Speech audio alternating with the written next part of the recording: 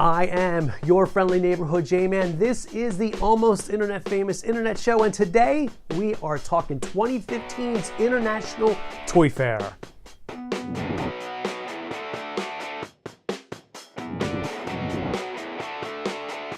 And now, the aggregator of awesome, the curator of cool, my dad, your friendly neighborhood Jamon. Another year and another Toy Fair has come and gone. It makes me sad too. But fret not, Denzians of Internet's land. Your friendly neighborhood J-Man has the scoop on all the doings and going-ons for 2015's North American International Toy Fair. I sort of feel like we should have a title sequence right about now. What do you guys think? Okay, let's do it.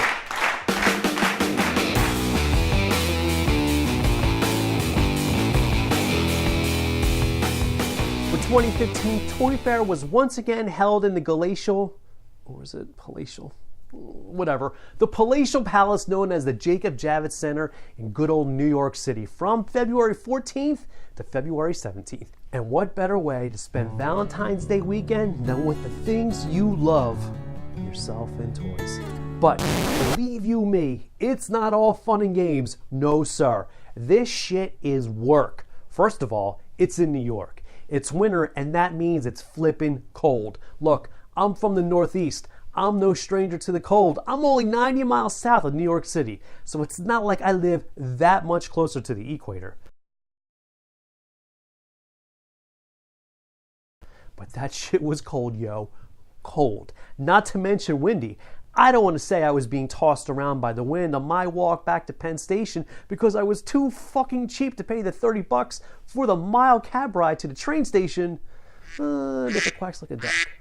As for the event itself, you have never walked so much in your life. I shit you not. Per the Toy Industry Association's website, that's the group that runs Toy Fair, the event was the equivalent of more than 7 football fields long. I'm no math magician by any stretch of the imagination, but to put that into some perspective for you, that's the equivalent of walking to the moon and back 17 times. At least that's what it feels like by the end of the second day. Toy Fair is like Disney World, without all those annoying kids, or better yet, it's probably the closest thing there is to Willy Wonka's Chocolate Factory. The original Wonka Factory, that is, not that awful Tim Burton Johnny Depp remake. Phew! P.U. Sorry, Johnny. And it also doesn't have those creepy Oompa Loompas running around singing songs about bad kids either. Other than that, it's just like the Chocolate Factory. With toys instead of chocolate. You get where I'm going with this, don't you? You got to cram all that toy goodness into 2 days. Well, at least that's what I had to do. I only allotted myself 2 days for the event. And I thought I was being all clever and shit, heading up to New York the night before. Not really. In retrospect, 3 days is probably the optimal amount of time to visit Toy Fair. And if they're silly enough to let me in next year, that's exactly what I'm going to do. Because I crammed so much into those 2 days, I really wasn't able to walk the floor and see all the rest of the weird and wonderful stuff that people have put together for the event. That's not to say I didn't see some really awesome stuff, because Lord knows, these eyes of mine were cast upon some frightfully awesome things. Just not as much as I had wanted. Enough of all this bullshit though. Let's get this recap started right after this.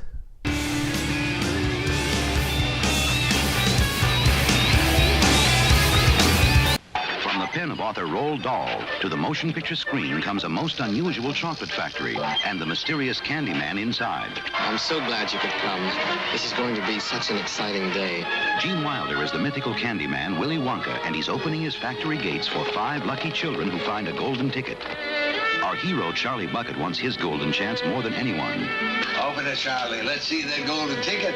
Wouldn't that be fantastic? It's not fair to raise his hope. Never mind. Go on, open it, Charlie. I want to see that gold. Stop it, Dad. I've got the same chance as anybody else, haven't I? Eat your way through the chocolate room.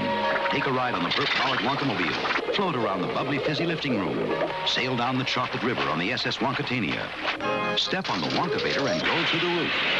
Destination, the scrumdiddly-yumptious world of Willy Wonka and the Chocolate Factory. Rated G.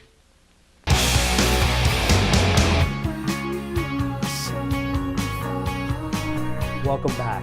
We'll start this Toy Fair recap with the company I was most looking forward to and the one I spent the most amount of legwork getting into. Lego. Let me tell you something. I worked my ass off getting into this booth. Being invited to Lego is no small trick. They don't let just anyone in. On top of that, I have no contacts at Lego either. Go figure, right? All the free press I give them, not to mention my cash, and the least they could do is provide me with a contact, am I right? No. I spent months prior to Toy Fair emailing everyone and anyone associated with Lego, begging them to let me in. I mean, I emailed this person, I emailed that person, I emailed the store manager of my local Lego store, I even emailed my brother, who has no association with Lego, but he's a big fan too. To no avail though, until finally, just a couple of weeks before the event, one of my emails managed to get through Lego's fortified defenses and your friendly neighborhood J-Man was invited to Lego's breakfast event at Toy Fair Valentine's Day morning. So, was it all worth it? All that work? Let me summarize it to you thusly. Hell yeah. They had the helicarrier there, the TIE Fighter, the Slave One, the Hulkbuster Armor, Emperor Throne Room, Iron Spider-Man, the Teen Titans! Okay, let me pull myself together here. Let's take it from the top with Star Wars. Most of the Star Wars sets being shown by Lego were from the animated show Rebels. They had a couple of sets from the original trilogy, most notably the Death Star Final Duel set. Other than that, Star Wars movie stuff was slim pickings. Before you ask, nope, there was no Force Awakens stuff either. Nothing, nada, not a hint, not a sideways glance. That's not to say Lego doesn't have anything waiting in the wings come December 2015 for the new movie. It just means they weren't showing. But wait, there is more. And that more comes in the form of Marvel DC Superheroes line. For Marvel, it's all Age of Ultron stuff, most of which is hitting retail right now. They also have coming out later this year a cool Spider-Man set that features Sandman, an Ultimate Comics Rhino, and Iron Spider-Man. On the DC side, a bunch of Batman-themed stuff. Surprise! But the top of the line set features, wait for it, Teen Titans. Yes, Starfire, Raven, Beast Boy, Cyborg, Robin, and Batman. What's another Batman figure at this point, right? The other highlights of the Lego booth were the Ultimate Collector sets. The three big ones were at the booth live and in person. Boba Fett's Slave One, the Shield Helicarrier, and the upcoming TIE Fighter. While it's definitely a cool piece, the Helicarrier isn't the must-have set as per me. That title goes to Slave One. And that, my friends, is what we in the biz call foreshadowing. But enough about Lego, let's move on to action figures. This was my first year getting into Hasbro's presentation, which I don't mind admitting here was fairly cool. Hasbro does their thing off-site at the New York Times building.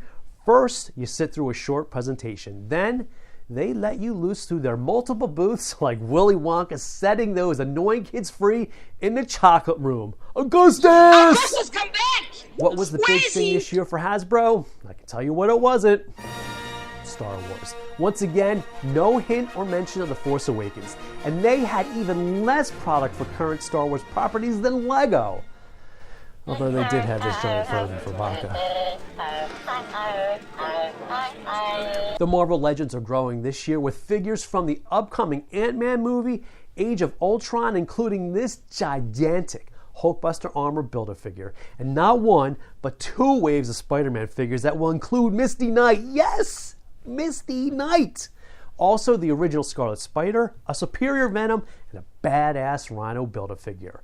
Hasbro also had some pretty impressive setups for their other properties like Nerf, Play-Doh, Transformers, a bunch of little kid shit and girly stuff. As much as I'd like to go into more detail about that stuff, I'm already squandering plenty of valuable streaming gigabytes. Trust me when I say there is plenty of cool stuff coming out this year from Hasbro. Which leaves us with the best of the best, the creme de la creme, the best booth of 2015 Toy Fair goes to DC Collectibles. No, they weren't as grand in scale as Mattel or Hasbro, but for sheer product coming out this year, they were hands down the best. And getting the biggest push from them this year is their new DC Icons line. Made in a new 6-inch scale, these figures are meant to represent the total of the DC universe, from the new 52 to the old 52 and everything in between. The first couple of waves will feature the likes of Superman, Harley Quinn, 3 different versions of the Atom, Batman of course, Deadman with this cool taking over another superhero's power, and this uber awesome deluxe Green Lantern with snap-on constructs. Finally, a decent line to replace all those awful Mattel DC figures. The only thing is, this line isn't set to hit to retail until November of 2015. You got some time in front of you until then. Then there's the continuation of the Batman animated series line. Man, there are so many figures to look forward to in this line, both from the animated series and the new Batman adventures. I'm talking Batgirl, Penguin, Bane, Scarecrow, and Nightwing, not to mention this deluxe Roxy Rocket figure. DC Collectibles also has a bunch of cool statues planned for 2015 too. My favorite line, the Bombshells, continues with a new take on that classic Times Square World War II kiss. You know the one I'm talking about. This version has it all twisted up with Harley giving Joker a nice little dip and a smooch. The statue to get though, but one definitely above my pay grade, is the Gotham City Garage Harley Quinn statue. I gotta tell you, this thing was awesome, but at upwards of $350, I'll just keep in mind from before. The product of the show though, the thing that got me most excited about 2015, the Batman animated series Batmobile. This thing is awesome. It's huge. It's gotta be this big. It fits 2 animated figures comfortably, it rolls, it lights up, it will make my life and yours complete. It's gonna retail for $99.99 though, which I know sounds like a lot, but when I tell you this thing is easily worth $100, it is. To be honest, I hope DC Collectibles isn't watching right now, because this thing is easily worth more than a hunch. It's not coming out until December, so we all have no excuse to start putting money aside for it right now. And there you have it. That's my brief coverage of 2015's Toy Fair. It's only the tip of the iceberg. There's a lot of good stuff coming out this year. Start saving your pennies now. We'll donate some sperm later on if you have to. I'll leave you with the runner-up product of the show. This life-size farting pig. Yeah, that was me. And that's all the time we have for today's show. I'd like to thank myself for putting all this shit together. Don't forget to check out my website, yfnjman.com, for more fun and more excitement. I'm also on all your favorite social media. I'm on the Twitter, I'm on the Facebook, and I'm even on the Google+. All you gotta do is search. And check me out every Monday on the Fanboy Factor podcast at fanboyfactor.com. And finally, we'll end this plugorama with this. Subscribe. I need you to subscribe to this channel because my ego requires it. Until next time. Also has a blah, blah, blah, go, blah. Go! Go!